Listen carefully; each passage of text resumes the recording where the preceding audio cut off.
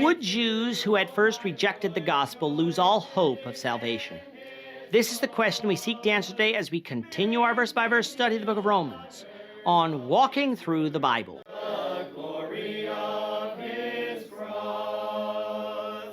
Today we're going to be discussing Romans chapter 11, verses 11 to 24, but before we do that, let's read the passage. If you have a Bible with you, turn to Romans chapter 11, verse 11, but if you don't have a Bible, don't worry. Just follow along with us on the screen. The version that we'll be reading from is the New King James Version. So, Romans chapter 11, beginning at verse 11. I say then, have they stumbled that they should fall? Certainly not. But through their fall, to provoke them to jealousy, salvation has come to the Gentiles. Now if their fall is riches for the world, and their failure riches for the Gentiles, how much more their fullness? For I speak to you Gentiles, inasmuch as I am an apostle to the Gentiles. I magnify my ministry, if by any means I may provoke to jealousy those who are my flesh, and save some of them. And if their being cast away is the reconciling of the world, what will be their acceptance but life from the dead? For if the first fruit is holy, the lump is also holy. And if the root is holy, so are the branches. And if some of the branches were broken off, and you, being a wild olive tree, were grafted in among them, and with them became a partaker of the root and the fatness of the olive tree, do not boast against the branches. But if you do boast, remember that you do not support the root, but the root supports you. You will say then, branches were broken off that I might be grafted in. Well said. Because of unbelief, they were broken off, and you stand by faith. Do not be haughty, but fear. For if God did not spare the natural branches, he may not spare you either. Therefore consider the goodness and severity of God. On those who fell, severity, but towards you goodness, if you continue in his goodness. Otherwise you also will be cut off. And they also, if they do not continue in unbelief, will be grafted in, for God is able to graft them in again.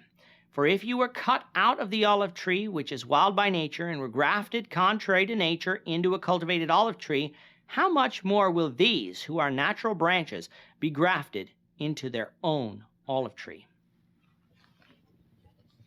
In chapter 11, Paul has to deal with the natural conclusion from his arguments from chapters 1 through 10 of salvation by faith in Christ apart from the works of the law of Moses, which is that God has rejected the Jews.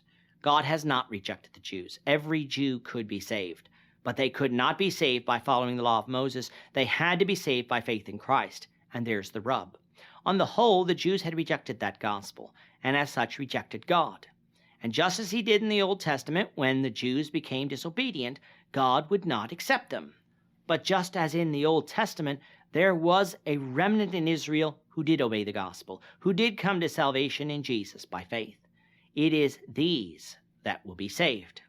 Coming now to verse 11, Paul turns to discussing those Jews who had already rejected the gospel, people like those in the synagogues in Jerusalem, Corinth, and Thessalonica, those that God allowed to remain in a stupor if they so wanted.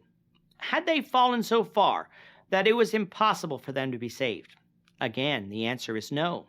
In fact, Paul was hoping that through his preaching to the Gentiles, it would stir up such a jealousy among his countrymen that it would cause some of them to finally come to faith in Christ and obey God apart from the works of the law. To illustrate his point, Paul turns to an agricultural example, that of an olive tree. In this example, we have two olive trees, a wild olive tree, which represented the Gentiles, and a cultivated olive tree whose branches represented God's people, Israel, in the Old Testament. God allowed the wild olive tree to run wild, while at the same time carefully tending to the cultivated olive tree. The roots of this olive tree were what supported the tree itself, as is true in all plants, and in this case the roots represented the revealed Word of God.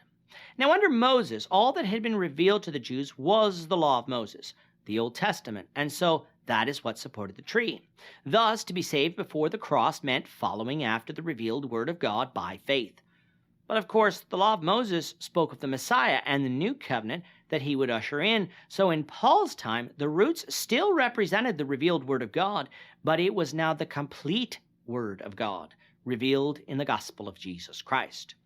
In order to abide in the tree and bear fruit after the cross, one must be supported by these roots, the complete Word of God. For those branches that didn't bear fruit, God would cut those branches off from the tree. This is what happened to those Jews in the Old Testament who went off into sin, rejecting God's law. And it is what happened to the Jews in the New Testament who rejected the Messiah. In addition to that, there were Gentiles from the wild olive tree who did come to faith in God, even under the Mosaic period. For the Gentiles after Christ, coming to faith in God meant coming to faith in Christ.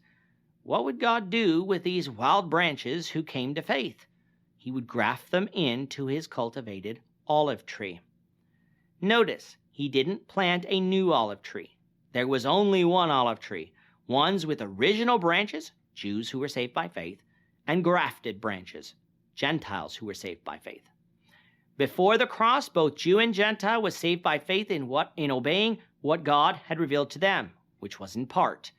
After the cross, both Jew and Gentile were saved by faith in Christ, that which is now complete. Now, it might be tempting for those Gentiles that were grafted in to become haughty, that there were some Jews who were cut off and that they were grafted in. They weren't to do so for two reasons. The first reason was they don't support the tree, the roots do. By being grafted in, they were partakers of the roots and the fatness of the olive tree. The other branches and the roots were not partakers of these grafted branches. The second reason, though, is that the original branches were cut off because of unbelief. If God was willing to do that to these original branches, some of his chosen people of the Old Testament, he would do the same to these grafted branches if they followed the same path. You see, just as God didn't accept the Jews because of their heritage, he doesn't accept the Gentiles because of their heritage either. And what's more, if these branches that were cut off, these Jews who had rejected Christ, if they actually came to faith in Christ, God would graft them back into the tree too. That's what it means when Scripture says that God is not willing that any should perish, but that all should come to repentance. God is not the God of the Jews only. He is not the God of the Gentiles only. He is the God of all who desires all to be saved. But the only ones who will be saved are the ones who obey his Son, Jesus Christ, in faith. Bringing it forward to today, if we're Christians, let's not any one of us boast that we're saved and others are lost. For if we walk in unbelief, God will not accept us.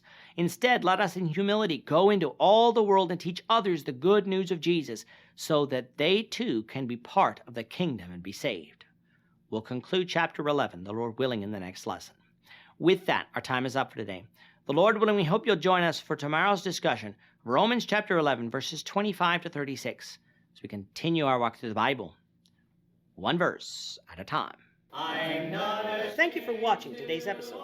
We hope that you found it edifying and ask that you not only subscribe to our channel and podcast, but that you like and share this episode among your friends, so that the saving gospel of Jesus Christ can go out to the whole world.